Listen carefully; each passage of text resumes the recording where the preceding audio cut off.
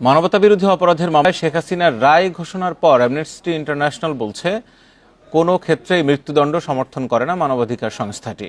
এক বিবৃতিতে বলা হয়েছে, অপরাধের ধরন বা পরিস্থিতি, ব্যক্তির দোষ বা নির্দোষ হওয়া অথবা রাষ্ট্র যে পদ্ধতিতে ফাঁসি কার্যকর করে, কোনো ক্ষেত্রেই অ্যামনেস্টি তাকে সমর্থন করে না। তবে শেখ হাসিনার বিচার ও সাজা ন্যায়সঙ্গত নয় বলেও মন্তব্য করেছে যুক্তরাজ্য ভিত্তিক এই সংস্থাটি। আন্তর্জাতিক অপরাধ ট্রাইব্যুনালে এই মামলার রায় ঘোষণার পর সোমবার সংস্থার ওয়েবসাইটে এই প্রতিক্রিয়া জানানো হয়। মহাসচিব অ্যাগনেস ক্যালামর্ট বলেন, 2024 সালের জুলাই আগস্টে ছাত্রদের বিক্ষোভের সময় সংঘটিত গুরুতর লঙ্ঘন ও মানবতাবিরোধী অপরাধের অভিযোগের জন্য দায়ীদের অবশ্যই তদন্ত ও ন্যায্যতার মাধ্যমে বিচার করা উচিত। এদিকে হিউম্যান রাইটস ওয়াচের এক বিবৃতিতে বলা হয়েছে, শেখ হাসিনার দমনমূলক শাসন নিয়ে বাংলাদেশে এখনও ক্ষোভ ও বেদনা বিদ্যমান।